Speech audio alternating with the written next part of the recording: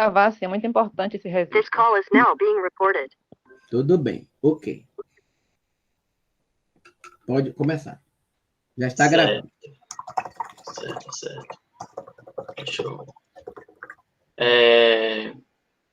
Se o meu áudio cortar, vocês podem interferir, por favor, e dizer que o áudio cortou, qualquer coisa assim, tá bom? Estão conseguindo me ouvir bem? Podem responder, porque eu não estou vendo a imagem de vocês. Alô? Sim, Tá tudo ótimo. Tá tudo bem, Léo. Tô ouvindo. O áudio tá ótimo aqui também.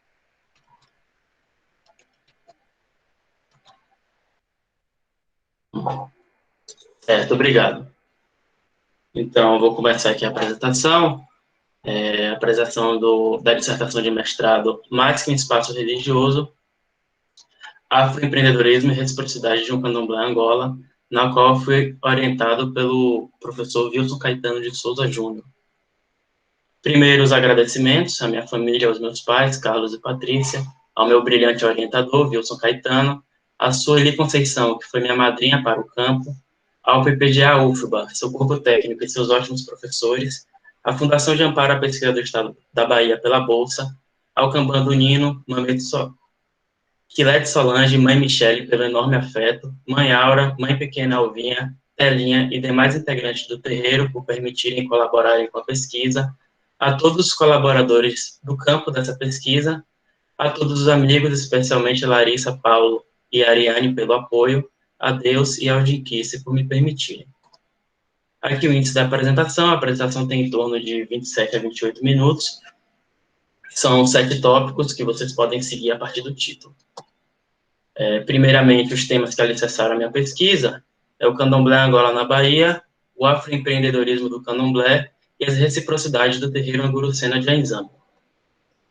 Eu começo aqui com a estrutura da dissertação. O primeiro capítulo é a introdução, o segundo capítulo, o Candomblé da Bahia e o Candomblé Angola, terceiro capítulo, o Candomblé de Aurinha e seus projetos, quarto capítulo, as feiras empreendedoras que o terreiro Angurucena de Anzamba participou, quinto, o Angurucena é muito mais que um espaço religioso, considerações finais e os apêndices. Então, primeiro, uma caracterização geral do Candomblé. O Candomblé é uma religião afro-brasileira de tradição oral, possui um Deus supremo e divindades intermediárias, sendo que essas divindades intermediárias se manifestam no corpo de alguns iniciados especiais. Aí a primeira definição de Candomblé veio com Nina Rodrigues, do termo Candomblé, e ele se referia principalmente ao espaço arrendado para festas anuais. Posteriormente, temos a definição de Costa Lima, na qual ele detecta uma ambivalência do termo. Tanto pode significar o templo sagrado, né, o espaço, vou ao candomblé de fulano, vou ao candomblé de cicrano, como a própria religião em si, né, a religião do candomblé.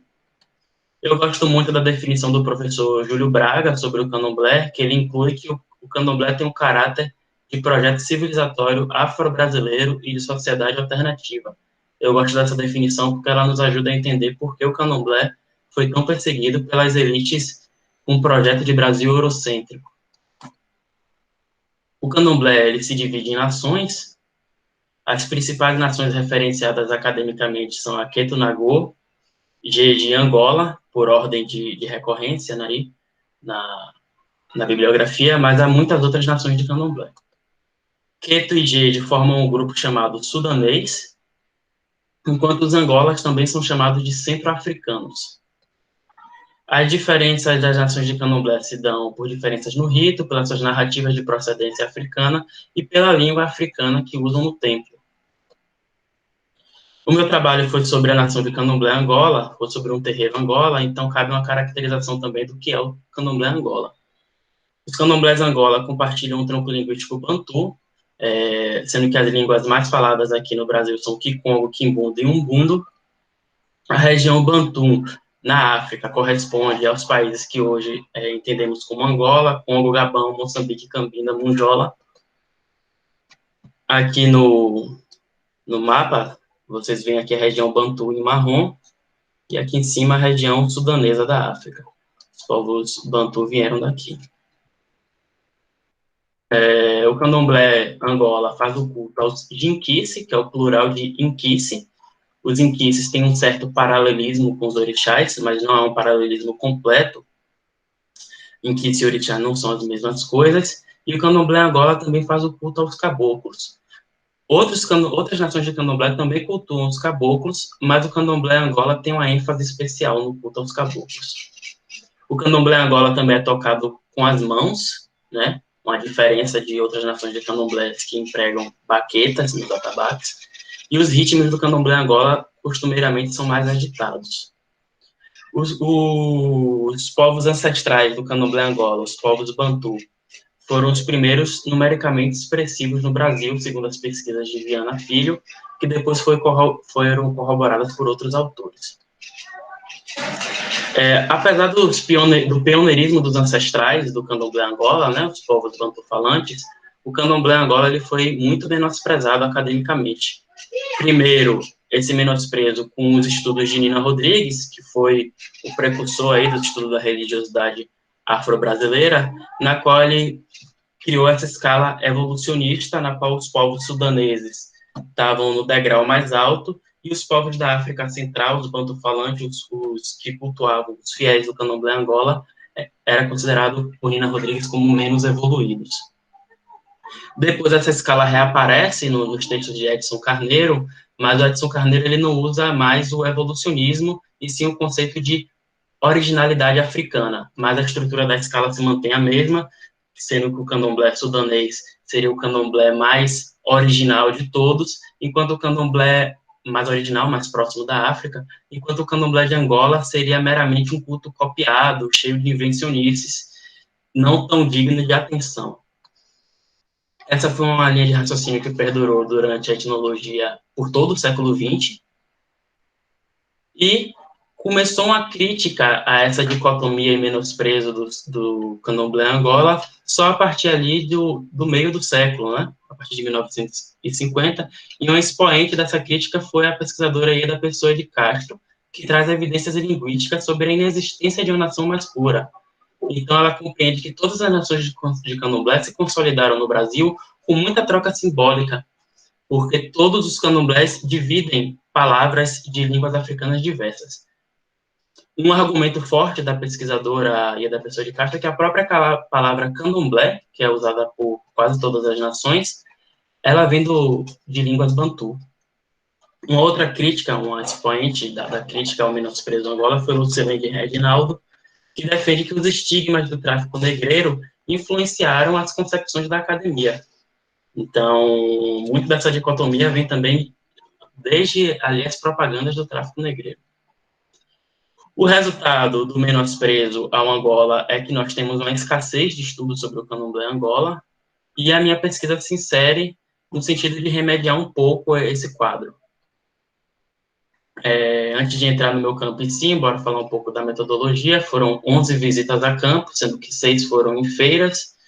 Eu exerci o método da observação participante, utilizei os dispositivos da máquina fotográfica, gravador, cadernos e fichas de observação, realizei 41 entrevistas, sendo que 2 são diretamente transcritas no meu trabalho e as demais são usadas para insights e ideias. Fiz a triangulação de informações por meio dessas conversas e entrevistas e, por fim, a análise comparativa dos meus dados com a bibliografia pertinente. O meu campo em si é o terreiro Angurucena de Anzambi. Aí uma foto da frente do terreiro, com seu letreiro.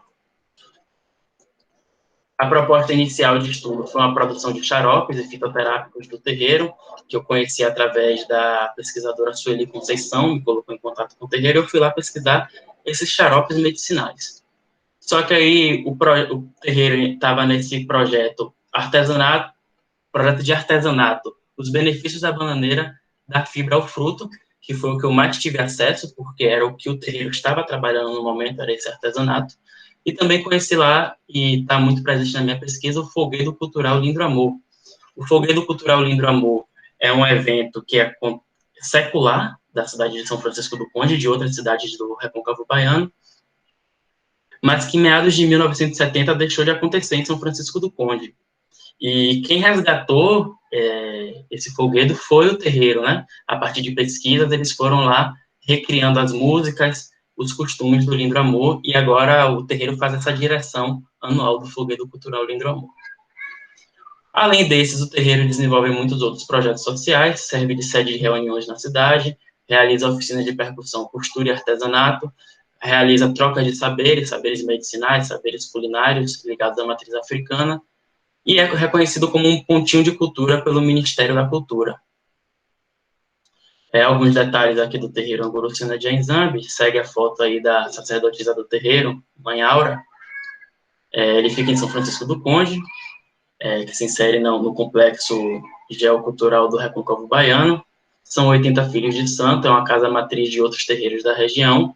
A liderança é hereditária e familiar, Mãe Áurea é a sacerdotisa maior do terreiro. Minha pesquisa, as principais interlocutoras foram as filhas de Mãe Áurea, e eu vou apresentá-las agora. Primeiro, Dona Telinha, aí na foto, Dona Telinha apresentando o artesanato.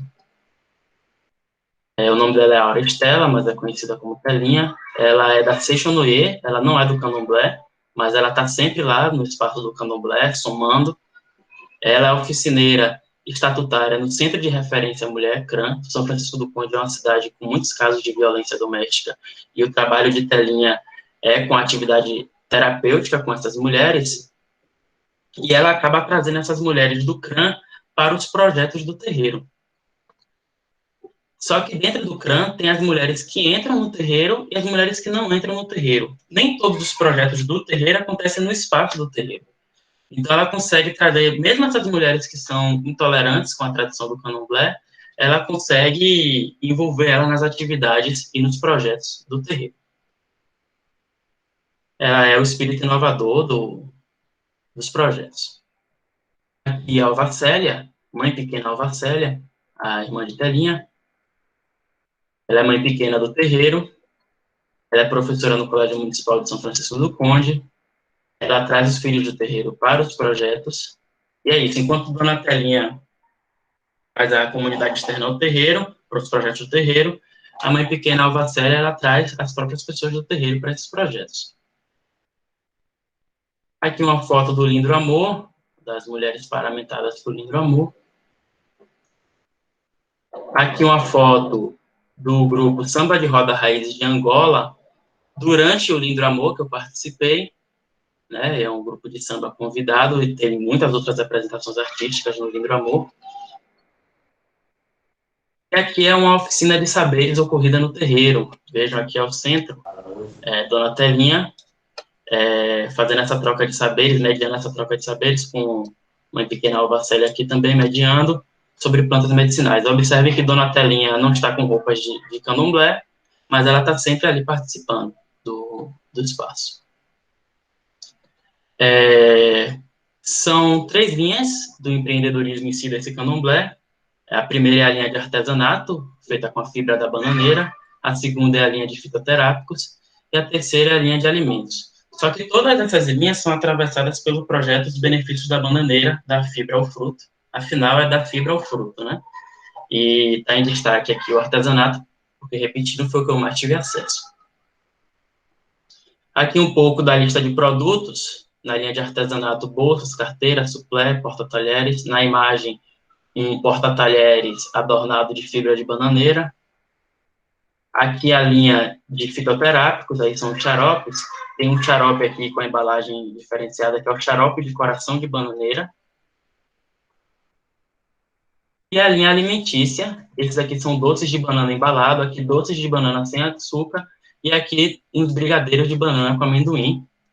E eu dei um destaque aqui para o sonho do benzê e cocada do benzê. São receitas que o terreiro faz também para vender e que são inspiradas em Maria do Benzê, que foi essa mulher de São Francisco do Conde. Um dia foi a mulher mais velha de São Francisco do Conde, que foi uma escrava quando era criança e descendente de escravizados também. Aqui um pouco do processo produtivo. Aí a Dona Maura, uma amiga do terreiro, só que ela é de outro terreiro de candomblé, de Nação Queto, aprendendo aí como fazer o artesanato de bananeira, cortando os troncos de bananeira ao meio. Aqui é a mãe pequena Alvacélia colocando esse material para secar. Aqui é a Dona Telinha ensinando o artesanato propriamente dito para a Dona Maura. Aqui é o produto final, um suplé feito de fibra de bananeira. O terreiro ele se apresentou em feiras, eu acompanhei 3 feiras, a primeira foi em São Francisco do Conde, a segunda foi a Feira Empreendedor em Santo Amaro, e a terceira foi a Feira Pátio Prodetur em Salvador. Durante as minhas idas ao terreiro e essas feiras, aí eu fiz os meus achados de pesquisa. Primeiro tópico, o empreendedorismo negro e a ancestralidade. Então, na minha dissertação, eu faço essa relação entre as ganhadeiras no fim do século XIX e o afroempreendedorismo das irmãs. E eu evidencio essa relação a partir da própria Maria do Benzer, que serviu de muita inspiração para as irmãs, e a própria Maria do Benzer foi uma ganhadeira. Então, há esse vínculo, essa relação, né, lá das ganhadeiras do fim do século XIX com o afroempreendedorismo contemporâneo das irmãs. Porém, a gente não poderia deixar de ter um pensamento crítico e dizer que é a mesma coisa, que o afroempreendedorismo das irmãs seja a mesma coisa que o ganho do século XIX, não é, porque o ganho estava muito ligado à subsistência, estava ligada à situação da escravidão e ao desamparo do Estado pós-escravidão. Então, esse desamparo empurrou essas mulheres para essa atividade comercial autônoma, ali no fim do século XIX, né? E enquanto o afroempreendedorismo das irmãs, ele não é para subsistência pessoal. As 2 irmãs têm seus empregos fixos e garantem sua subsistência a partir dos seus empregos fixos. Ainda que seja diferente, tem um elo aí que eu percebi, porque ainda são projetos motivados pelo drama social do negro do Brasil. Só que o drama social do negro do Brasil, no caso das ganhadeiras, era o drama social muito mais pessoal. E no caso das irmãs, não é a subsistência delas, mas elas fazem muitos dos seus projetos ligados à comunidade negra, às vezes carente, às vezes desempregada, as que sofrem violência doméstica. Então, o artesanato, por exemplo, ele é terapêutico e profissionalizante. Os resgates culturais são resgates culturais da cultura negra, que sofre perigo, por exemplo, por o Lindo Amor. Então, há esse elo que liga, né, esse empreendedorismo com o ganho, que é o drama social negro ainda, infelizmente. Sobre as motivações dos projetos, ainda a respeito do tópico anterior, aqui uma fala de Dona Telinha. Em outra feita, durante a Feira Empreendedor em Santo Amaro, Telinha disse: "Isso que você está fazendo, eu já fiz muito. Já fiz muita entrevista com o povo mais antigo, entrevista para recolher os saberes das pessoas. E foi assim que eu cheguei aqui nesse lugar de empreendedora. Meu artesanato não é só artesanato, é um artesanato identitário. Eu faço não é pelo lucro, não. Eu faço para propiciar que outras pessoas também cresçam a partir de uma atividade profissional. Eu faço para preservar a cultura africana e brasileira." Outro achado de pesquisa, o terreiro usa sua cultura. Cultura com aspas é um conceito de Manuela Carneiro da Cunha quando ela fala de cultura projetiva. Ela está falando dos povos vítimas do colonialismo vem usando contemporaneamente esse termo cultura como um argumento político, e eu percebi isso dentro do espaço do terreiro.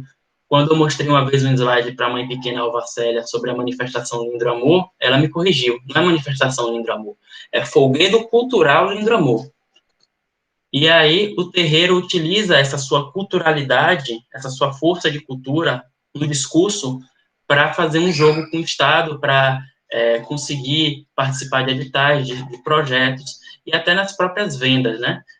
Que aquele artesanato é dotado de uma identidade cultural negra, que os xaropes são dotados de um saber negro. Então, eles usam essa cultura como argumento político e como argumento para venda também. Um outro achado de pesquisa, o terreiro reconquista o presente. Eu percebo que há uma oposição ideológica colonialista entre tradição e inovação, né, que bota que os povos tradicionais, eles não podem inovar, não podem usar de novidades. E aí, refletindo sobre isso, eu percebo o seguinte: no passado, o assédio colonialista sobre esses povos se dava por via do deslocamento espacial, era tirando os negros ali da África, né, pegando os indígenas e tirando dos seus espaços, tomando essas terras. Então, o assédio colonialista se dava muito pelo deslocamento espacial, e no presente ainda ocorre o deslocamento espacial, mas é mais difícil. Então, o artifício do colonialismo é um assédio ideológico que, não podendo fazer o deslocamento espacial, faz o deslocamento temporal. Então, assim, é a concepção de que o candomblé está no passado, que o indígena, por exemplo, está no passado, que não pode usar um celular, que não pode usar tecnologia, que não pode fazer tecnologia. E eu compreendo que o terreiro, ele reage a esse assédio através de um termo que eu chamei de reconquista do presente. Reconquista, eu fiz uma brincadeira com o termo recôncavo. E essa reconquista do presente é um processo pelo qual o terreiro inova e usa as inovações, né? Seja as inovações do xarope, as inovações no fogueiro cultural, em Dramor, no artesanato, né? É usando as mídias sociais para divulgar as suas coisas, é usando caixas de som, tudo mais, as tecnologias, e fazendo eles próprios a inovação. Um outro achado de pesquisa, o terreiro faz uma espiral de reciprocidades. Eu percebo que o terreiro, tudo que o terreiro toca em termos de oportunidade e de riqueza, o terreiro compartilha. Seja no artesanato, na sua medicina, no Gundramor, os editais, tudo ele está compartilhando. Só que ele compartilha com os negros baianos. Os negros baianos são o foco desse compartilhamento, né, que é chamado na teoria antropológica de reciprocidades. E essa partilha, ela ocorre através de um fenômeno que eu chamei de transversalidade da luta, que eu vou explicar no slide a seguir. E essa partilha também está relacionada com a própria cosmovisão do candomblé, de fazer girar o axé, que também vou explicar no slide a seguir. Sobre a transversalidade da luta, aqui mais um excerto. Durante a Feira Empreendedor em Santo Amaro, Telinha voltou animada de uma roda de conversas do evento e foi me dizendo: lá conversamos, tinha uma mulher muito boa lá, acho que da sua área, antropóloga. Ela disse que o terreiro não deve só trabalhar com pessoas do terreiro, e sim que tem que se comunicar e se envolver com outros grupos de pessoas negras. Ela disse que isso é a transversalidade do movimento social negro. Dessa forma, fortalecemos outras pessoas negras de outros grupos, e essas pessoas acabam fortalecendo o terreiro quando precisa, e ficam todos mais fortes para enfrentar qualquer problema. Eu fico feliz, porque é justamente isso que nós fazemos. Foi uma conversa maravilhosa. Então, aqui ela falando dessa transversalidade da luta. Sobre esquema de reciprocidade, eu peguei emprestado isso daqui do texto de José Arimatea, na qual ele reflete sobre a reciprocidade, esse compartilhamento de axé dentro do candomblé, dentro do espaço da festa religiosa. Então, ele faz essa espiral aqui, e ele diz que o axé ele só existe enquanto ele está rodando. Ele só existe enquanto ele está sendo compartilhado, circulado. E esse axé ele se manifesta através da partilha de alimento, da partilha de cuidado, né, da partilha de bênçãos e muitas outras coisas. Então, é isso. O axé, ele se dá, né, essa reciprocidade, esse partilhamento que se dá em uma espiral e em movimento sempre. E aí, inspirado nessa imagem de Arimatea, eu estava pensando como poderia fazer um esquema para o que eu vi dentro do terreiro. Aqui essa é a imagem que eu fiz. Quero que vocês prestem atenção primeiro para a imagem número 2. Em laranja aqui seria o terreiro. Em magenta aqui o CRAM, Centro de Referência à Mulher. E em azul aqui o Grupo Samba de Roda Raízes da Angola. Essa aqui é a espiral de reciprocidade. Aqui é toda a oportunidade que chega ao terreiro e ele compartilha. Essa espiral representa isso daqui. E por que tem essa aqui, a número 1? Porque no número 2, essa partilha ocorre de maneira transversal e atravessa os grupos, mesmo aqueles grupos que não têm sobreposição com o terreiro de candomblé. Aqui seria um esquema, que não foi o que eu encontrei no terreiro, na qual a partilha só se dá dentro do espaço do terreiro e naqueles grupos que fazem a sobreposição com o terreiro, né? Então, podemos ver que o que realmente acontece é com a partilha transversal, e isso rima com essa cosmovisão do candomblé, porque fazendo essa partilha transversal entre negros, eles conseguem expandir essa reciprocidade, fazer essa espiral de axé dar mais voltas. A minha conclusão é que o Angola sofreu muitos estigmas, academicamente, e era dito que eram por inventar demais, e eu busquei, na minha pesquisa, encontrei formas pela qual o terreiro mantém viva e saudável sua tradição enquanto inova, enquanto inventa. E, em síntese, eu resumo o meu trabalho nesse período daqui, os negros do Recôncavo Baiano ajudam uns aos outros em circuitos de reciprocidade. E o terreiro Angola Empreendedor, Angurucena de Anzambi, munido de sua consciência de povo de santo, ou seja, que não se limita apenas a envolver pessoas do candomblé na sua partilha de axé, ocupa uma das posições centrais nessa dinâmica, pois, em uma contínua reconquista sobre o tempo presente, fabrica novas riquezas a partir do resgate e reelaboração das práticas ancestrais que alcança e partilha novamente com essa coletividade. Aqui estão as minhas referências.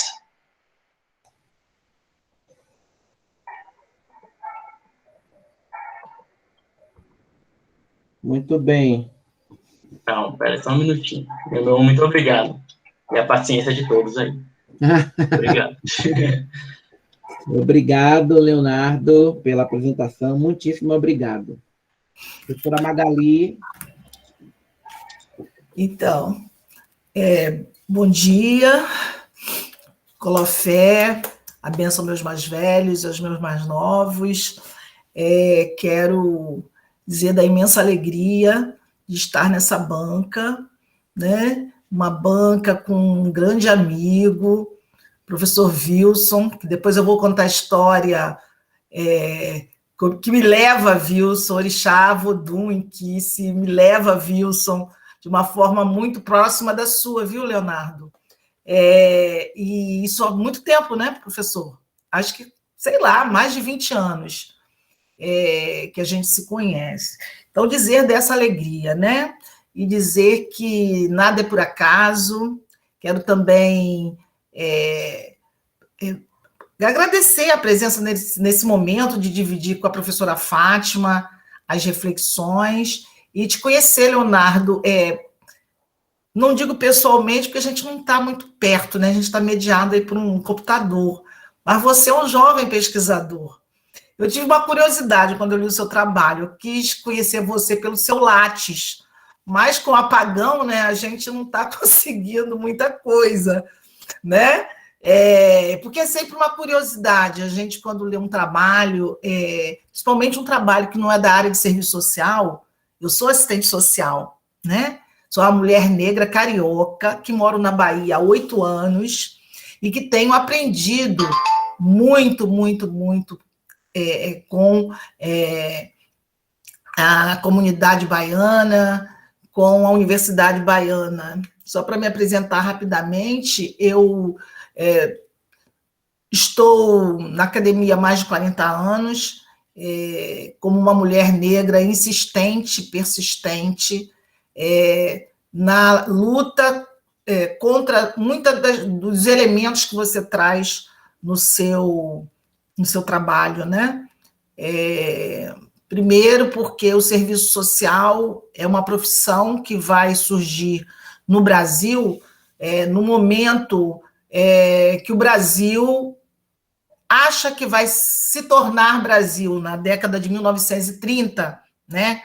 Então, ele vai trabalhar, a profissão vai trabalhar com as mazelas, né? E a profissão foi uma profissão que colaborou e muito com o estigma, com o preconceito, com processos amplos e históricos que, infelizmente, a gente ainda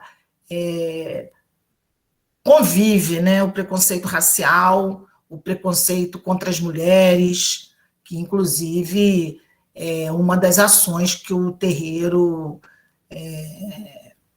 que você colaborou atua, né? Então, a minha profissão foi uma profissão que rompeu com esse conservadorismo desde a década de 80 do século passado, e uma das questões que a gente vem tentando, né, trazer para a sociedade brasileira é demonstrar o lugar das mulheres negras, o lugar das religiões de matriz africana. E eu fui a pioneira. Eu não gosto muito de dizer esse nome, porque na circularidade não existe pioneiro, né? Você demonstrou aí. A gente está sempre trocando, né? E, na verdade, eu escrevi uma dissertação de mestrado em 1998, quando eu defendi, justamente me preocupando não com o empreendedorismo, mas me preocupando com as ações socioassistenciais que as comunidades de terreiro realizavam e realizam. Nunca deixaram de realizar, né? Então, naquela ocasião, eu faço essa incursão, como você, não sei hoje, né, Leonardo, mas na época eu não era iniciada, e fui para o terreiro muito conhecido no Rio de Janeiro, que foi o terreiro de Mãe Beata de Iemanjá, que era um terreiro que justamente me colocou em confronto com todos os valores ocidentais que a gente acaba sendo socializado, né? Então, os estranhamentos que você teve, as surpresas que você teve que você demonstra no seu relato etnográfico, foi muito o que eu senti, né, naquela ocasião, quando eu cheguei ao terreiro de Mãe Beata, porque na época eu era uma ativista muito radical, e eu ouvi dizer que o terreiro dela acolhia mulheres vítimas de violência. E eu achava que isso era uma iniciativa exclusiva do Estado. Isso aí são as concepções acadêmicas que colocam na cabeça de todos, mas principalmente dos negros, de que que a nossa cultura, que as nossas ações não são desprovidas de racionalidade, são desprovidas de preocupação com a sociedade, são desprovidas de uma análise crítica de todo um processo, né, de epistemicídio, aí dizendo para todos presentes, isso é um conceito que está sendo desenvolvido muito nas universidades, que é um conceito que diz o seguinte: negros e negras não têm possibilidade de produzir conhecimento, ou não produzem conhecimento. Então, foi em cima dessas violências que a gente vai sendo forjado, sendo formado na Universidade Brasileira. E o seu trabalho vai mostrar isso, né? Vai mostrar como, aí eu vou trazer o primeiro argumento, né? Que é como o candomblé foi visto pela academia, né? Então, o candomblé, no início, ele vai ser, como você bem coloca, né, o Nina Rodrigues, o famoso Nina Rodrigues, que é um baiano negro, mas que absolutamente formado dentro do pensamento da época, reproduziu muito a ideologia racial do século XIX, das teorias raciais do século XIX, que a antropologia, né, fala muito bem sobre elas, né? Então, o Nina, como uma personalidade, como uma pessoa que tinha um status, uma influência na inteligência brasileira, vai formular conceitos que serão absolutamente nocivos à nossa existência. E isso não foi por pouco tempo, isso foi durante muito tempo que essas ideologias foram sendo reproduzidas e foram nos tornando objeto de uma estrutura educacional, né, centrada absolutamente em valores europeus e valores que nos colocavam, né, enquanto mulher, enquanto cultura, enquanto expressão religiosa, absolutamente aquém da nossa potência, né? Então, assim, eu penso que o tema que você traz, ele é muito importante, né? Ele é muito importante porque ele, para mim, e eu gostei muito mais de te ouvir, e aí eu vou dizer, porque eu vou fazer algumas colocações aí no seu texto, muito mais importante, assim, a sua fala ela foi muito, muito potente, né? E algumas questões que eu observei, você traz, aí você já me respondeu, eu ia te fazer questionamentos, mas na exposição você me trouxe as respostas. Mas, então, dizer que a primeira questão que eu acho que de importância, de relevância no seu trabalho, é justamente o fato de você trazer para o debate, né, as formas, as estruturas discriminatórias que vão colocar a nossa religiosidade, a nossa forma de viver, porque o candomblé ele não se situa apenas como uma tradição religiosa, ela é uma forma de estar no mundo, é uma forma de se relacionar, é uma cosmovisão, né? Então, eu acho que a primeira coisa de mérito do seu trabalho é esse ponto. O segundo é que você traz a potência das mulheres. Eu gostaria que você prosseguisse seus estudos, mas que você trouxesse talvez uma explicação antropológica, né? Porque aí é o teu campo, né? Que potencializasse, que explicasse, né? Não, porque você traz a potência, mas você não traz uma perspectiva do gênero, né?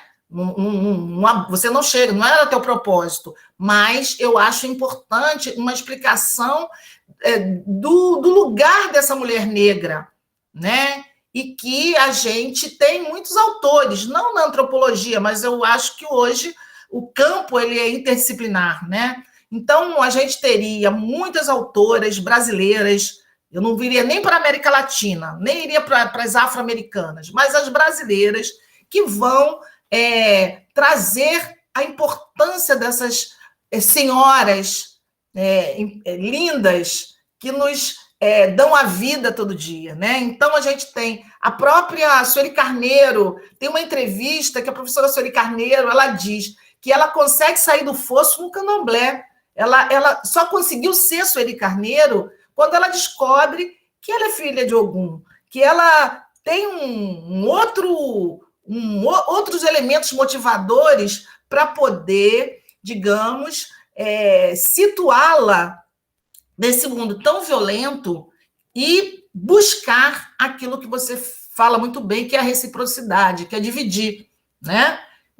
Então eu acho que o mérito do seu trabalho também está em você trazer não apenas, né, a vida do candomblé de Angola, que eu aprendi muito, né, que a minha tradição não é Angola. Se eu puder ir a São Francisco do Conde, eu vou conhecer o terreiro, fiquei muito encantada, mas é o lugar da mulher, né, no espaço político, porque eu via o seu trabalho e eu estava olhando, olha, isso é um fazer político o tempo todo, e você disse isso depois, né? Aí na sua fala, que é uma forma de você negociar com o Estado. Isso é política, nós estamos construindo uma história, né? Então, eu diria que o seu trabalho traz esse elemento, e depois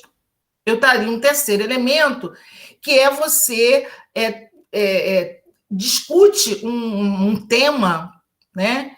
E aí eu diria assim, que você vai fazer a etnografia no espaço religioso, mas você mesmo coloca no seu tema, que é muito mais que isso, né? Então, eu penso que o seu trabalho ele vai demonstrar para a sociedade brasileira, né, o percurso,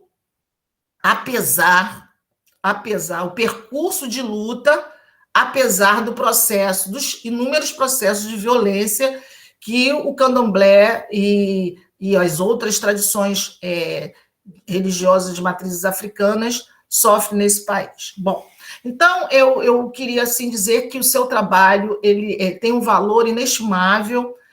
Acho que além de você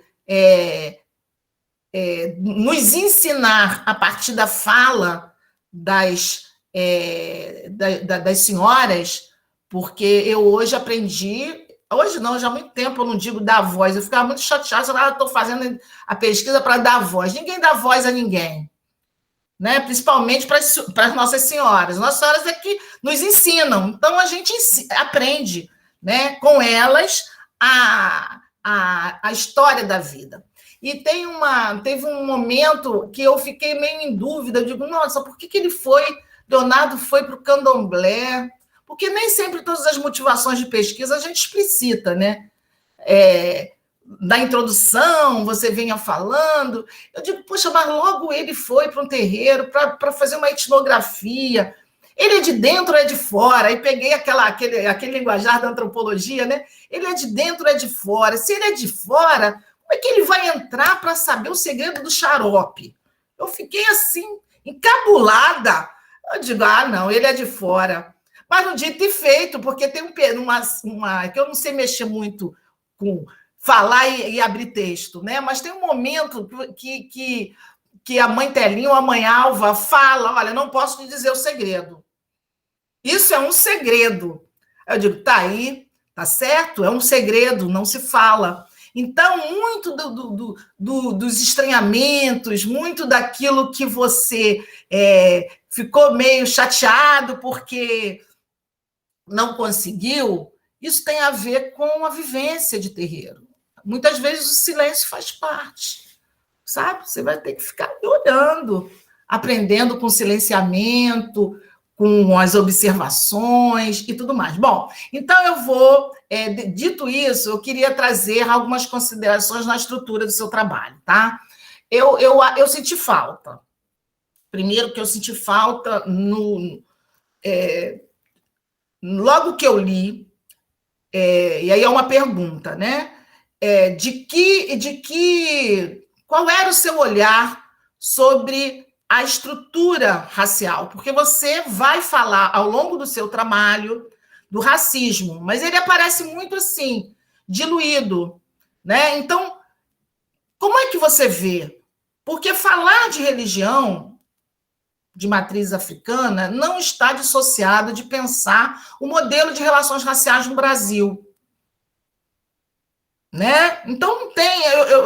Eu queria que você me dissesse um pouco por que você não tratou dessa temática como uma temática. Ela vem diluída, veja, eu não estou dizendo que você não tratou. Você trata, mas você não trata como um ponto central que vai determinar, ou um dos determinantes desse processo, por exemplo, de hierarquia entre os nagôs, os sudaneses e Angola. Isso é fruto de uma herança racial, né? E você trabalha com recôncavo. Né? E o recôncavo, ele foi, né, durante muito tempo, polo econômico. E ele deixa de ser polo econômico em relação, que você coloca, para o deslocamento para Salvador, né? Para manter a cidade, a capital, Salvador. Então, assim, esse processo, né, de deslocamento, como você mesmo diz no seu trabalho, ele é para atender um interesse das elites, ele vai provocar, obviamente, um descentramento, né? Você falou da questão do espaço, ele descentra, mas, ao mesmo tempo, ele estabelece estruturas de poder, de manutenção de uma relação de dependência entre a cidade e o rural. Né? Então, assim, esses elementos que você traz diluído, eles são, no meu ponto de vista, o pano de fundo de uma estrutura relacional de um modelo colonial estabelecido no Brasil e que mantém até hoje. Ele não foi extinto, né? Então, eu acho que a primeira questão era essa. A outra questão é o seguinte, eu acho que você poderia dar uma revisada no seu texto em relação à palavra escravo. Eu retiraria todos os escravos que você colocou, a não ser que seja fala de algum autor, mas você, na sua exposição, você usou escravizado, né? Então, às vezes, você faz uma citação, então, uma notinha de rodapé para retirar o escravo Isso aí, quem faz essa reflexão é o próprio antropólogo, né? O Kabengele, ele faz um texto sobre essa questão do escravo e escravizado. Uma outra questão que eu queria também te perguntar, deixa eu só abrir aqui, que eu anotei, é em relação... Deixa eu ver aqui. Ao termo, aí é o grande mote do seu trabalho, empreendedorismo. Bom, aí eu vou... É o que eu poderia se dar de maior colaboração enquanto assistente social, né? Bom, o termo empreendedorismo é um termo branco. Vamos combinar, é um termo cunhado dentro de uma perspectiva neoliberal. Eu estou falando isso porque eu usei assistência na minha dissertação. E eu estava, e vou remeter ao professor Wilson, estávamos num congresso, sentada, eu fui apresentar um trabalho no GT do professor Wilson. Eis que eu sou absolutamente... fiquei muito... nervosa, porque quem entra na minha sala é a professora Petronília, que foi a autora da Lei 10.639, do parecer. A sala não estava cheia, ela foi me assistir. E ela disse para mim, eu vim lhe assistir. E eu apresentei meu trabalho. Aí ela olhou para mim e disse assim, por que você usou o termo assistência? E eu fiquei naquela... Né? Eu sou assistente social, isso é um termo muito comum na minha área. Aí ela disse assim, mas esse termo é um termo, vou usar um termo atual para explicar o que ela disse na época, isso é um termo colonial. E aí eu fico pensando o que é ser o... E aí o seu trabalho diz isso perfeitamente, que a gente faz algo diferente do empreendedorismo. A gente não empreende só por empreender, porque o empreendedorismo é um termo cunhado pelo neoliberal, pelos intelectuais liberais. Empreender. E empreender é para acumular. Você usa a palavra riqueza. Eu também vou fazer uma crítica quando você usa a palavra riqueza, porque riqueza tem a ver com a noção de acumulação. Candomblé não acumula, você fala da reciprocidade. Então, eu não sei como a gente resolve isso do ponto de vista, porque você não conceitua a riqueza. A riqueza do candomblé, para mim, é o axé, você falou. É a circularidade. Ali, sim, a gente não acumula, a gente distribui. Então, riqueza é acumulação. Então, o empreendedorismo é um termo que o governo, o Estado, usa. Isso é um termo cunhado pelo Estado brasileiro. Empreender. Né? A Globo fala o tempo todo, né? E a gente, obviamente, está disputando os projetos, e é legítimo. Aí eu concordo plenamente com você.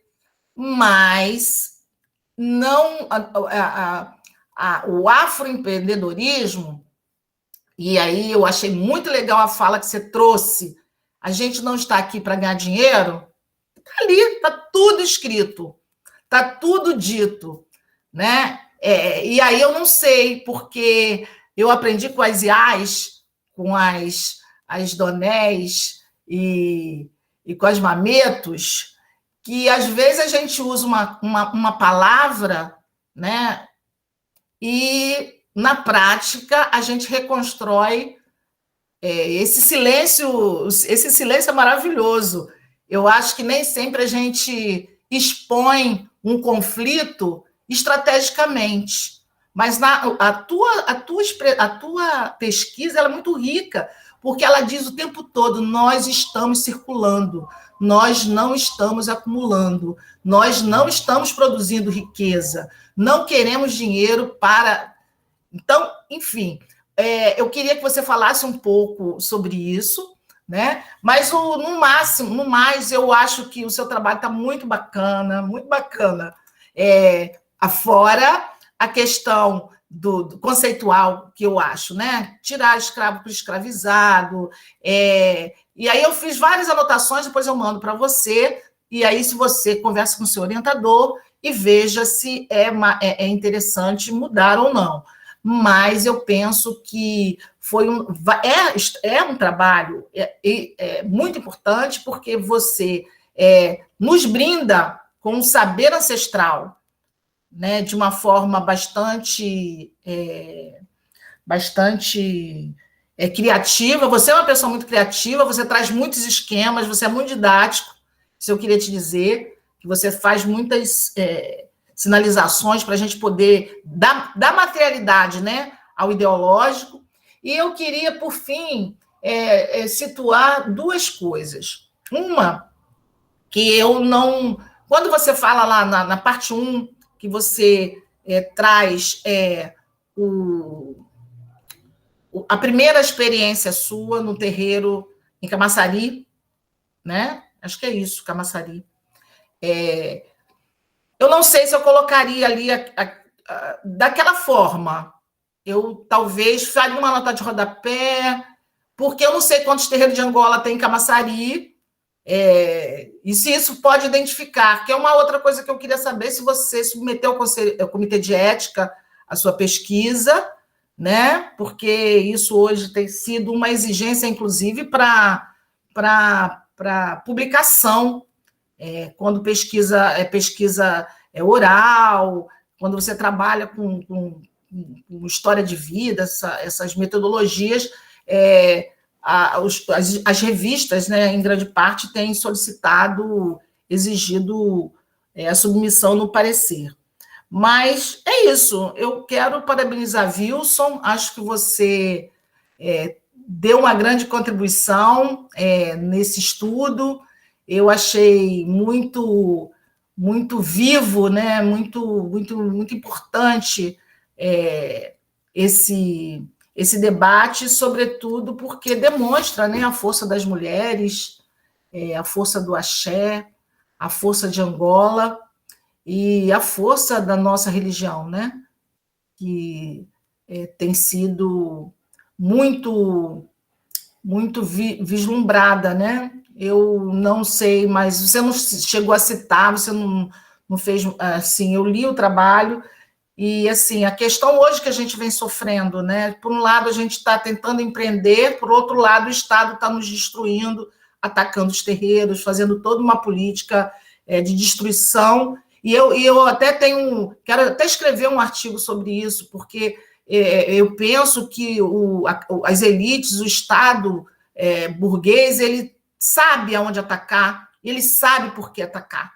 E ele ataca os terreiros porque os terreiros são, na minha opinião, o espaço não só de defesa, mas da prevalência, persistência de uma racionalidade que é absolutamente oposta à racionalidade capitalista que está aí nos matando o nosso povo nas periferias, matando nossas mulheres na violência doméstica.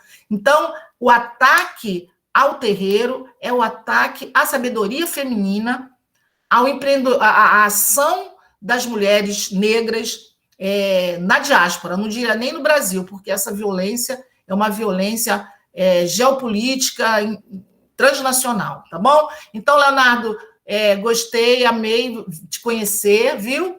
E eu queria saber, você está fazendo biologia, é isso? Ah, tá. Por isso que você faz essa... Você ainda teve essa competência, né, de juntar aí o saber da biologia dentro de uma outra perspectiva, né? Meus parabéns, viu? Muito obrigada. Obrigado, Magali. Agora a gente vai passar para a arguição da professora Fátima. Bom, mais uma vez, bom dia, Leonardo, bom dia, queridíssimo Wilson, colega, parceiro e amigo, né? E, então, agradeço muitíssimo, né, essa participação de vocês. Bom dia para a Magali também. Bom, Fátima. E bom dia especialmente para a Mãe Alva.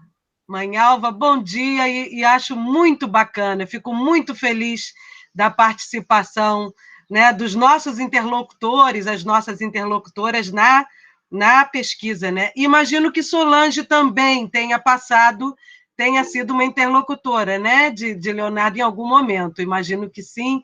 Então, bom dia a vocês, bom dia a todos e todas, mas especialmente a elas, porque sei que foram interlocutoras de Leonardo, e é muitíssimo gratificante ver, né, poder estar junto com os nossos interlocutores nesse momento de celebração, né, de apresentação do trabalho e de celebração, né, dos nossos esforços, né, os esforços de Leonardo. Então, é nesse sentido assim que eu começo minha fala. E vou assim, me inspirar um pouco na Magali, porque, né, no início da fala de Magali, eu sou uma mulher branca, como vocês podem ver, carioca também, e estou aqui há 13 anos em Salvador, né? Mas sou uma mulher antirracista, né? Então, o meu compromisso aqui, né, embora eu tenha a cor branca de pele, né, o meu compromisso é absolutamente antirracista. E estou aqui não somente numa postura acadêmica, mas também numa postura política, né? E comprometida com essas questões do racismo estrutural, né? Não apenas aqui na minha participação como professora, né, como docente do PPGA, né, como membro dessa banca aqui interno, mas também como pesquisadora, né, eu queria só mencionar que Mãe Alva e Solange... Mãe Alva, eu vou te procurar lá em São Francisco, porque eu e vários colegas, meu marido, que também é meu colega, professor Carlos Caruso, a gente há alguns anos, já tem 8 anos que a gente trabalha em Cachoeira, nas populações, nos quilombos de lá, e temos coisas, agora, uma pesquisa ampliada, então a gente vai passar por lá, com certeza a gente vai bater lá na porta, tá? Então, a partir disso, né, dessa minha postura e dessa minha postura de intelectual, de vida, né, então vou fazer algumas observações para Leonardo, já assinalando que eu gostei muitíssimo do trabalho, então, para mim, o trabalho está mais do que aprovado, né?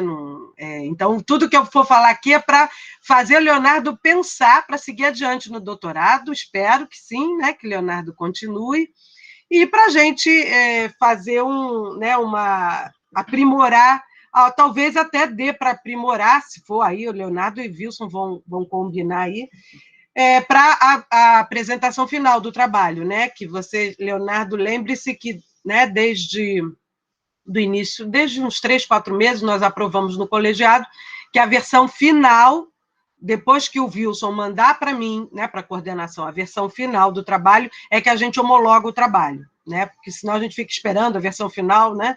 Então, ainda pode melhorar, fazer revisões, como o Magali apontou, também tem algumas revisões e melhoramentos gerais do texto é possível perfeitamente.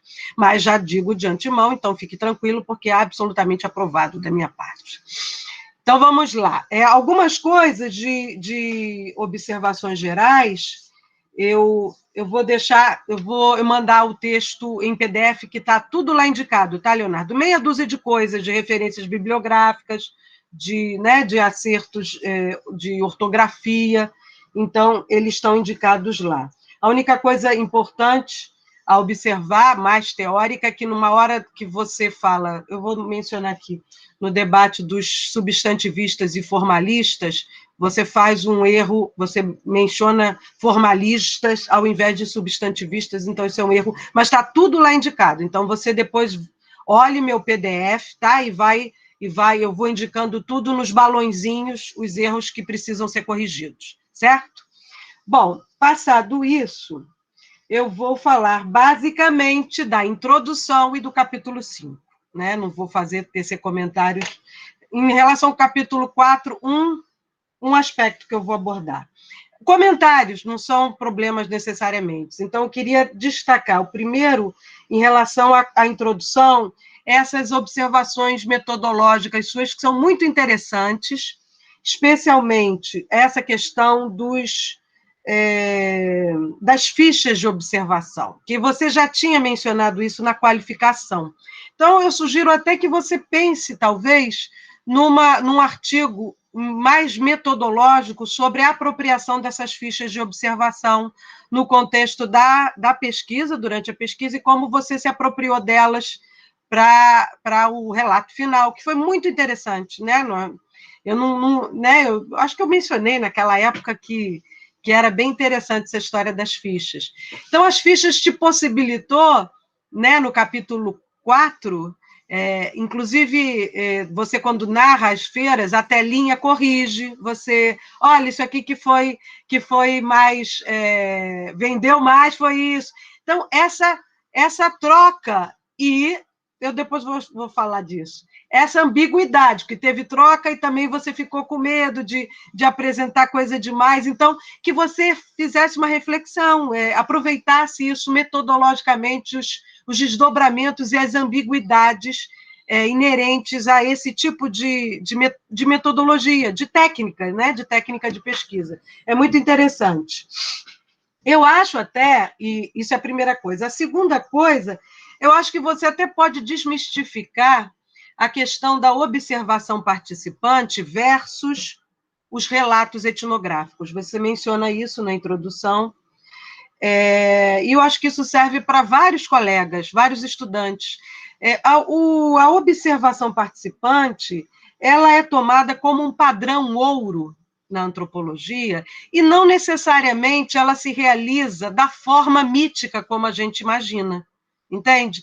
Então, eu sugiro que você não tome os seus relatos etnográficos como uma coisa menor do que uma observação participante, assim, de boca cheia, quando a gente fala, entende? Então, não leve tão a sério esses relatos míticos, tenha reflexividade em torno disso, procure ter uma postura mais reflexiva, e no sentido de que as formas, as técnicas e as metodologias, elas se transformaram muito ao longo do século XX e do início do século XXI, né? Porque também as sociedades se transformaram. Então, veja, ser participante hoje se faz de muitas formas, né? Então, a gente sempre tem aquele imaginário de que você, né, precisa ser largado numa praia deserta com os seus nativos para poder fazer de verdade a tal da observação participante. Então, não menospreze o seu trabalho, tá? Tenha uma relação crítica com a observação participante e não tome ela como padrão ouro, nesse sentido mítico, tá? Bom, eu vou passar o capítulo 2 e o 3, não porque eles não sejam importantes, sim, mas eu vou me concentrar na parte que eu posso falar mais, porque capítulo 2 e 3 eu gostei, e eu acho que eles cumpriram o seu papel de introduzir a questão, que é a questão central, né, do seu trabalho, que está nos capítulos 4 e 5. Né? Bom, em relação ao capítulo 4, gostei muito do seu relato etnográfico, disso que você chama relato etnográfico. Gostei muito da sua posição, da sua relação com o leitor.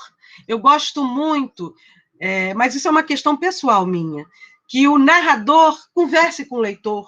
Fica bom isso, a gente vai você vai nos encaminhando para isso, e não fica aquele ser abstrato, né, impessoal, que apresenta de um ponto neutro, né?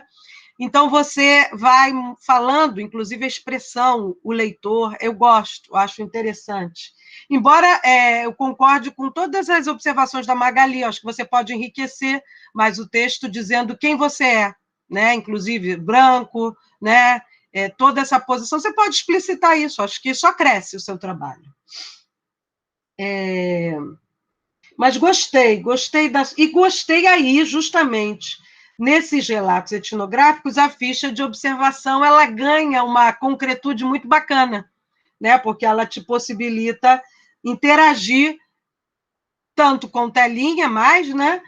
Quanto com essas reflexões que você faz. Bom, eu boto coisa demais, essa abertura que você dá ao leitor, e claro, Mãe Alva, Telinha, todas vão também ler em algum momento, não sei se já leram, vão ler, ou se não todo o trabalho, partes do trabalho, e vão ver isso tudo, o que aconteceu com você. Então, eu acho muito corajoso da sua parte e muito bonito, muito instigante você abrir para o leitor as suas dúvidas, as suas angústias, né? E isso, as suas angústias em relação à ficha de observação. Agora, você pode também trazer uma reflexividade em relação a isso, não precisa ficar só na angústia, tá? Bom, agora vamos ao 5, que é o que nos interessa, né? Mais. Bom, engraçado que você trata na sua fala oral aí, na sua apresentação oral, achados, né? E você não usa essa palavra, né? No texto, você não usa. Mas é bom, seria bom até você usar. Mas eu gostei, de toda forma, muito desses 4, né? Os 4 achados, né? Os 4, 5.1, 5.2, até o 5.4, né? E eu vou passar um a um, tá? Que eu acho que esse é o filé mignon do trabalho, né?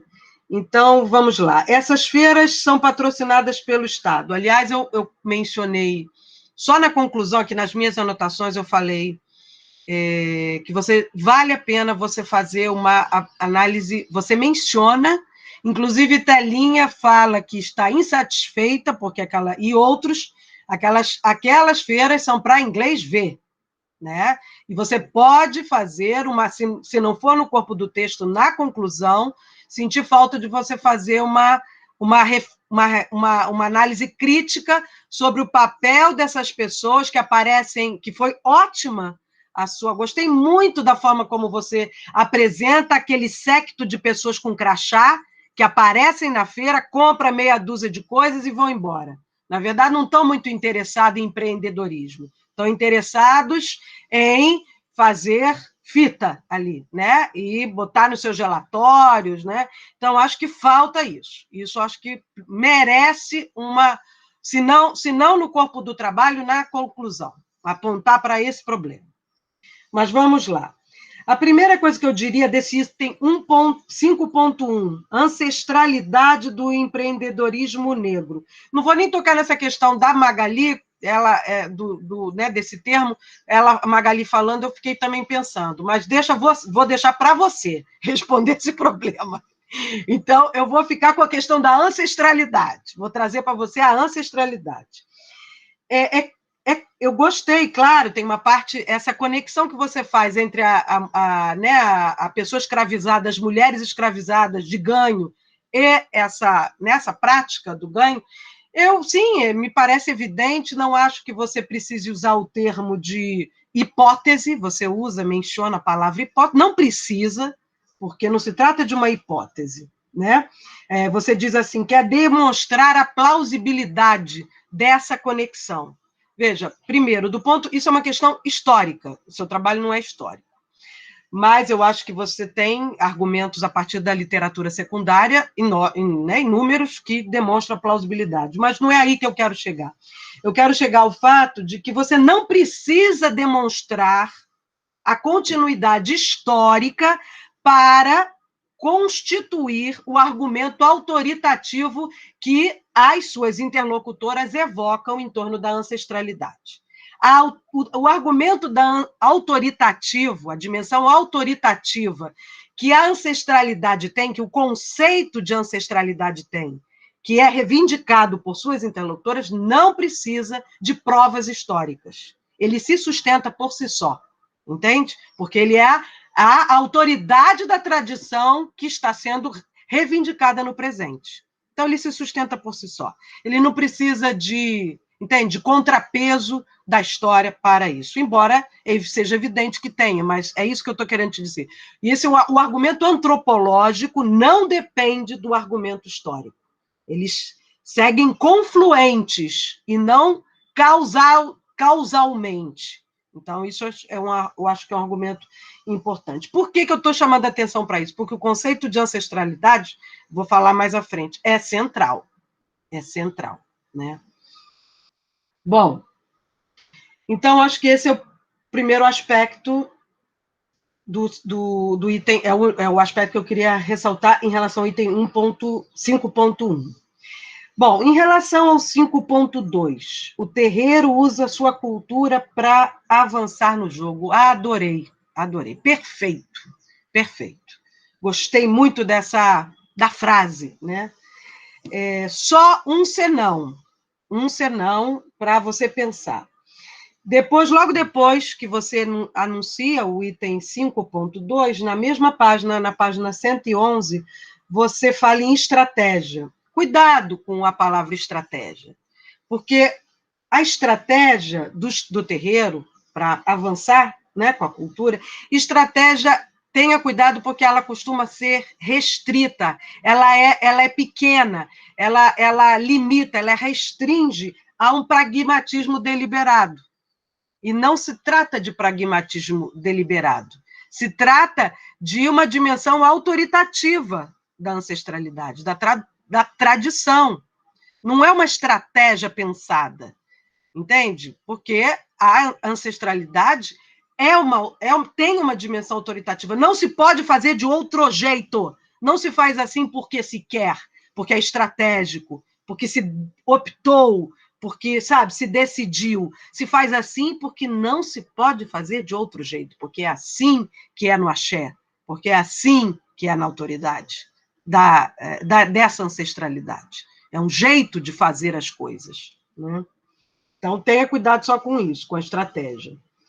Bom, e aí, na página 113, gostei muito, né, que você traz essa discussão do conceito de cultura, né, justamente quando você está fazendo essa reflexão com a Manuela Carneiro da Cunha, né, em torno do conceito de cultura. O terreiro usa a sua cultura, né? Ele usa, mas é isso, ele usa não no sentido menor, restrito de usar estrategicamente, né, de tomar para si de forma, né, isso aqui que está dando certo. Não é assim. Agora, eu diria o seguinte, na página 113 você menciona, aspas, o antropólogo dirá que todos os povos têm cultura, mas não necessariamente que lhe dão este nome ou sentido, né? Correto. Mas eu diria o seguinte, por que os outros povos não usam esse nome? Por que não chamam o que fazem de cultura, né? Embora agora tem chamado, que é o tal sentido da cultura com aspas, que a Manuela menciona. Então,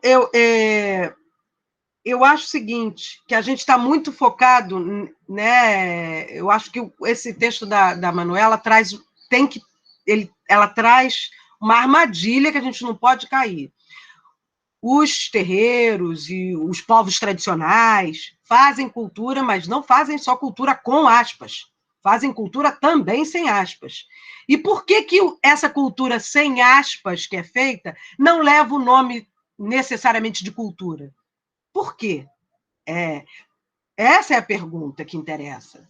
Porque cultura não é uma coisa que as outras pessoas têm, mas que não sabem que têm. Cultura é um efeito da relação, é um efeito que nós produzimos quando a gente inventa outros, inventa o estudo de outros. Cultura não é algo que se tem ou se deixa de ter. Cultura é uma refração. Cultura é um efeito que o nosso olhar, um efeito de nós olharmos, nós que eu estou dizendo, nós ocidentais, nós antropólogos, nós, cultura ocidental, quando vamos olhar para alguma coisa e a gente produz nesse olhar uma coisa chamada outro, portanto, a gente produz diferença e nessa diferença o efeito, a refração, a gente dá o nome de cultura. Então, cultura é efeito de relação. Cultura não é algo que se tem ou se deixa de ter, né? Bom, então, depois eu volto a isso. Na página 115, né, Magali também mencionou isso, a questão do conflito entre a participação irrestrita e o segredo, né, na questão dos xaropes.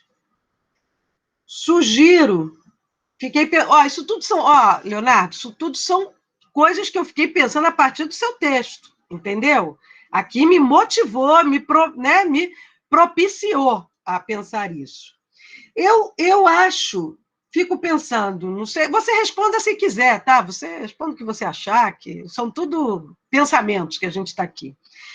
Eu sugiro que talvez não seja o caso de ser conflito, mas são as controvérsias da regulação, justamente da relação com o outro. Porque se cultura é relação, a gente está ali, a relação tem controvérsias, tem regulação, né? Conflito faz parte da regulação. Porque eu acho que do mesmo jeito que você, como antropólogo, está fazendo cultura, porque você, para enxergar o terreiro e trazer essa sua narrativa, essa sua dissertação a nós aqui, você transformou esse terreiro em cultura sem aspas.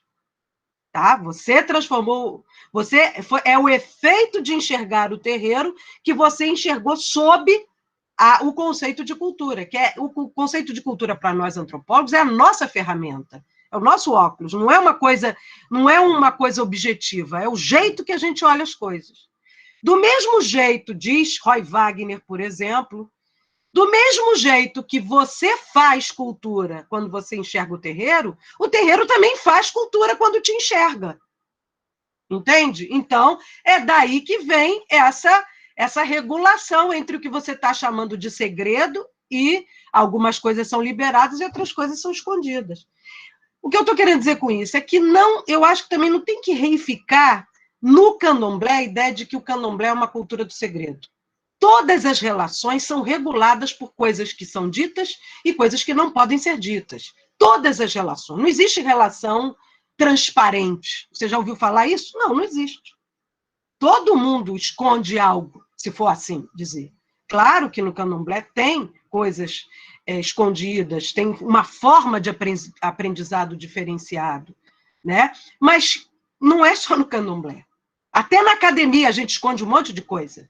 A gente tem coisas subreptícias, tem coisas que não são ditas, entende? Tem coisas que são postas por debaixo do pano e tem coisas tácitas que não podem ser. Né? Agora mesmo, nesse ritual aqui da dissertação, vai ter um momento em que todos terão que sair, só vai ficar eu, Magali e Wilson. Faz parte também. Tem coisas na academia que são escondidas também. Então, isso não é, entende? Não essencialize, vamos dizer assim, não folclorize o segredo do candomblé, que tudo na vida passa por regulações entre onde se pode ir e até onde não se deve ir. Né? Bom, 5.3. O terreiro reconquista o presente. Adorei também. Né? Perfeito, gostei muito dessa expressão, ela é muito potente, sabe? Gostei demais. E a ideia de recôncavo e reconquista, eu não me lembro de você ter mencionado isso no texto. Se não mencionou, até podia mencionar. E aí eu quero voltar com a ancestralidade. Bom, antes disso, pausa para aquela sua digressão em relação à Desculpem, gente, peraí. Aquela questão com os grupos naturais artificiais da biologia. Bom, eu não me convenceu. Tudo bem, se quiser ficar, mas não me convenceu. Não acho que precisa de nada disso para você sustentar o seu argumento. Não me convenceu. Mas também não vi nada de errado, mas também não vi nada de a mais. Eu não preciso de argumentos de outras disciplinas para sustentar um argumento antropológico. Os argumentos das outras disciplinas podem conversar conosco, confluir, produzir bons encontros, mas não sustentação. Tá? Então, não acho que... É muito bem-vindo bons encontros com outras disciplinas, aprendermos, trazer conceitos de outras disciplinas, mas não para nos sustentar. Não acho que precisamos disso. Tá? Mas vou passar batido. Então,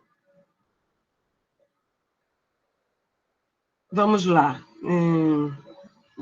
Então, eu diria que a ancestralidade que você tenta, né, trazer para... Né, começa com essa sua digressão de... Bom, claro, você vem do bacharelado, né, em ciências, mas a ancestralidade, a ideia de ancestralidade, me parece que essa é uma hipótese minha, não, hipótese, não gosto dessa palavra hipótese, não, é uma sugestão, uma sensação minha, que como eu venho já trabalhando, né, fazendo parcerias com comunidades quilombolas de Cachoeira, eu estou o tempo todo tendo que lidar com o conceito de ancestralidade, e ele o tempo todo reverbera, e eu não sei bem qual é o tamanho disso, porque é muito potente. Mas eu diria que hoje, né, cada vez que eu leio coisas, eu diria que hoje, o conceito de ancestralidade, o que é cultura, o que seria cultura para elas e eles, é isso, é ancestralidade. É diferente, por exemplo, das minhas pesquisas, porque eu sou carioca, mas fiquei 10 anos em Juiz de Fora, então fiz, durante 10 anos eu pesquisei Umbanda, na região da Zona da Mata Mineira. E lá, eu diria que a cultura é raiz, tem a ver com o território, não tem a ver exatamente com a ancestralidade. Então, eu estou fazendo essa diferença com o que eu vejo lá em Juiz de Fora e o que eu vejo aqui. O conceito de ancestralidade, ele evoca muitas coisas, né? E pode ser, realmente, ele não precisa da biologia para isso, né? Embora possa contribuir, não tem problema. Bom, vamos lá. Seguindo. Os xaropes. Os xaropes, gostei muito dessa frase. Os xaropes são frutos de traduções e reconquistas. Página 123. Concordo absolutamente. Mas, diria que, na página 124, você diz, os xaropes, portanto, eles são do presente. Porque você diz, né? Está lá escrito no PDF, tá? Depois você vê. É porque eu não peguei aqui tudo nas minhas anotações. Não acho que seja porque a pesquisa que a Telinha faz, porque você fala assim, eles combinam coisas do presente, da cultura moderna, com a tradição, né? Não acho que pesquisa seja uma coisa da modernidade. Tem um texto ou pelo menos não só da modernidade, né? Tem um texto um outro, não sei se é esse, acho que é esse mesmo texto da Manuela que você cita, né, que é sobre tradição e modernidade, né? Eu acho que Manuela fala muito bem quando diz, bom, conhecimentos tradicionais e conhecimentos científicos, eles têm protocolos distintos, formas de fazer diferentes, mas ambos são empíricos, ambos dependem de pesquisa, ambos dependem de observação. Então, agora, a forma de fazer pesquisa, a forma, portanto, de observar, de reunir evidências, são diferentes. Essa forma, o modo de fazer essa pesquisa é diferente, porque há pressupostos diferentes de partida. Mas ambos têm uma relação com o empírico, ambos têm relação com experimentação, ambos têm relação com evidência, mas não é evidência científica, não é a pesquisa científica, não é a empiria científica. Então, a ciência não inventou empiria, a ciência não é dona da empiria, a ciência não é dona da pesquisa, a ciência não é dona da racionalidade, nem é dona da sistematização. Tudo isso existe para além da ciência. Agora, ela tem uma forma específica de compreender empiria, sistematização, racionalidade e evidência, tá? Então, eu diria que os xaropes, sim, são frutos, né, puxam o passado para o presente, porque os conhecimentos tradicionais fazem isso. Eles não estão enterrados no passado. Não dependem de modernidade, droga nenhuma. Os conhecimentos tradicionais, eles o tempo todo estão longe de serem tesouros, né, tesouros encastelados. Isso a Manuela fala. Então, eles são produções do presente, não precisam de modernidade para isso. Bom, por fim, o 5.4, também gostei muito. Na página 126, substituir formalista por substantivista. Tem um erro, então, na página 126. Eu gostei muito dessa ideia de espiragem e reciprocidade, e não sei se me parece que ela é inovadora, porque a gente sempre pensa na dádiva, né? Bom, o clássico, né, a teoria da dádiva, ela é uma teoria da reciprocidade que é uma circularidade não em espiral. Então, a circularidade do axé, aí vocês me perdoem, eu sou uma ignorante, uma leiga ignorante, mas o pouco que eu sei, né, do axé, é que o axé, ele circula, mas ele também cresce, não é? Ele não fica do mesmo tamanho. E para ele crescer, tem que circular. É isso que Magali até estava mencionando. Se você retiver, ele não cresce. Ele só cresce se você circular. Então, a ideia de espiral é muito boa para pensar esse tipo de reciprocidade do que uma reciprocidade nível 1, vamos dizer assim, só circulando, sem aumentar, né? Sem aumentar o tamanho, né? A riqueza, vamos dizer assim, nesse sentido, né? Do aumento do axé, né? Então, eu gostei muito. Bom, é isso, e é isso, não tenho mais, são observações, você fique à muitíssima vontade para comentar o que te interessar, tá? Gostei demais, né? E foi um prazer enorme ler seu trabalho. Obrigada. Agradecer a professora Fátima pelas observações. Leonardo, ele tem aí um tempo aí, nós temos um teto de até às 12 horas, tá, Leonardo? Para a gente finalizar a banca toda, tá? Então, acho que você tem aí estourando de 10 a 15 minutos, não mais do que isso, então eu peço que você não ultrapasse isso, porque a gente vai ter que sair da sala, retornar da sala para poder finalizar também, tá bom? Pronto. Obrigado aí pelas contribuições, pelos elogios, pelas críticas também. Eu acho que eu tenho um pouco a falar sobre a crítica de potencializar as mulheres, né? E tratar da questão da estrutura racista no Brasil. Foram duas críticas da professora Magali a respeito da bibliografia que eu trago, né? E eu acho que são críticas muito pertinentes. Eu acho que fica aí para se eu consigo fazer esse resgate durante até o período de submissão, né? Uma forma que eu tentei de valorizar a contribuição negra na minha dissertação foi de trazer o máximo possível de autores negros na reflexão sobre o candomblé e na reflexão sobre o empreendedorismo negro, que eu trouxe a Cecília Soares, a Lucilene Reginaldo, a Ildete, o Júlio Braga, uma moça de sobrenome Nascimento também. Então, eu tento trazer essa confluência de autores negros, justamente para suprir essa minha deficiência de eu não ser tão bem versado no debate sobre racismo no Brasil, né? Essa falta, né, que a professora Magali falou e a professora Fátima falou um termo muito bom, que é ser branco e ser antirracista. Eu não trago, né, que eu sou um antirracista. Enfim, mas fica essa falta no meu trabalho de ser versado nesse debate. Eu falto amadurecer muito nesse sentido, apesar de ter uma história com militância desde muito tempo a respeito da questão racial, nunca parei para estudar a fundo isso. E quando eu cheguei no Candomblé, está lá no meu histórico de pesquisa, eu estava querendo estudar comunidades indígenas. Então, eu sabia muito mais de comunidades indígenas, e o professor Moisés me apresentou o Candomblé de Solange, e eu fui lá, e aí eu comecei do zero ali, entendeu? Minha incursão por essa literatura.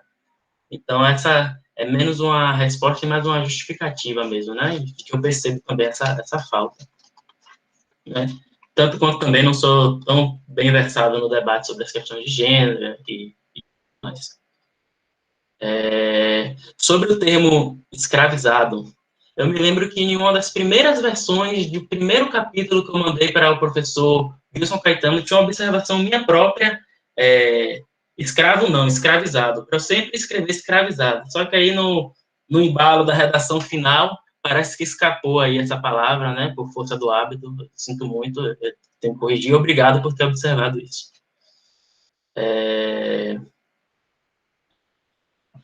Bom, é isso. Deixa eu ver outras coisas que eu coloquei aqui. Eu gostei das reflexões da professora Fátima para explorar mais a questão da metodologia, sobre a ambiguidade inerente das fichas de observação.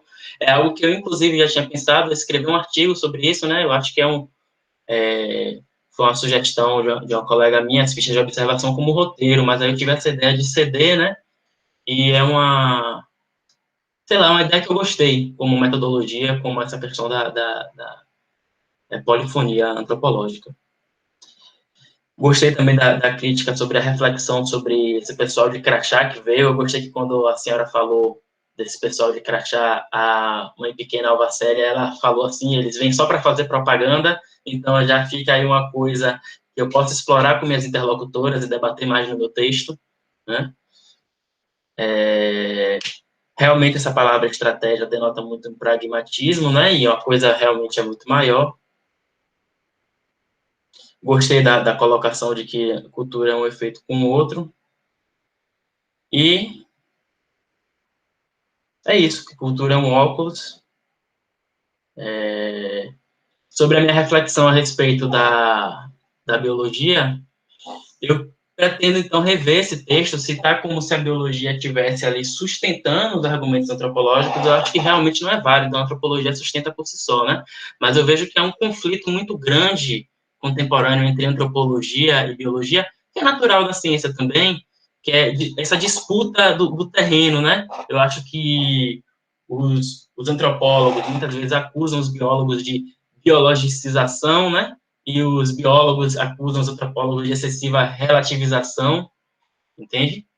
E eu acho que é importante esse debate, até porque a biologia e a antropologia nascem de um complexo bem misto ali no começo, que eram os naturalistas, né? Apesar de todos os seus defeitos, mas tinha uma confluência que gerou várias distorções, que gerou muito racismo, mas e gerou esse afastamento das duas disciplinas. Eu acho que vale a pena a gente retornar esse diálogo, né, com respeito aos terrenos de cada uma das disciplinas. E é isso, a biologia é uma cultura, né, é uma cultura científica, e o ser humano é um animal também, né, objeto da biologia, então acho que dá para conversar. E é isso, minhas colocações, agradecer muito a banca, agradecer a professora Magali, agradecer a professora Fátima, ao orientador Wilson, que foi genial, foi muito paciente, muito carinhoso com minha pesquisa, as minhas interlocutoras no campo, a Solange, que também tem um carinho enorme, a Alvacélia, que me permitiu fazer essa pesquisa, e a todo mundo que está aqui presente, muito obrigado aí.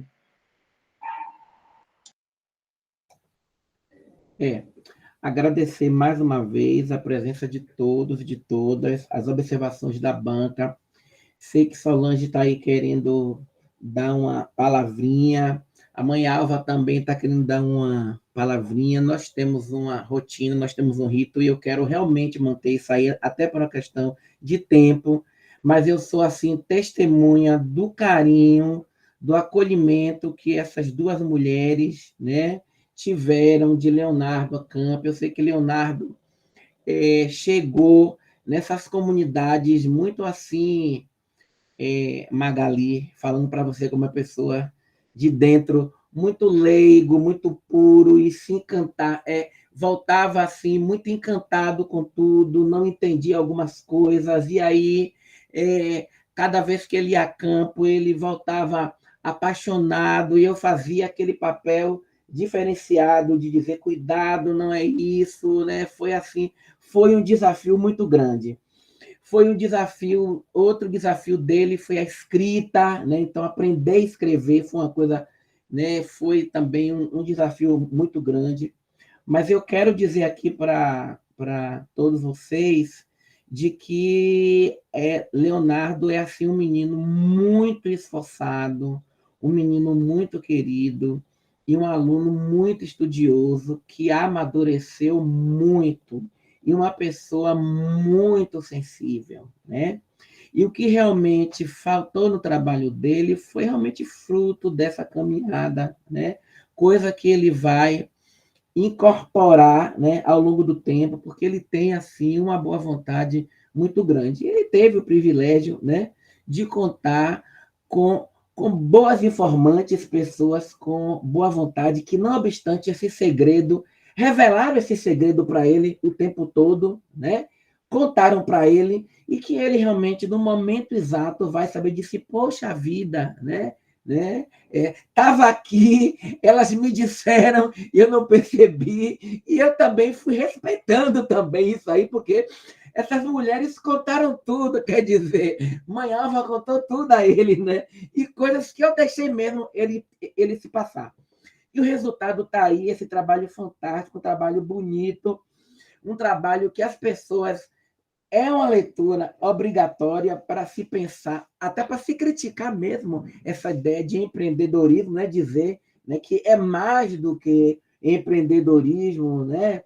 Para se pensar essa ancestralidade para além de algo, né, que está se falando isso. Bom, enfim, eu quero falar da minha alegria de ter realmente, né, trabalhado com ele e visto essa insistência e essa disposição dele de trabalhar e de vencer os desafios.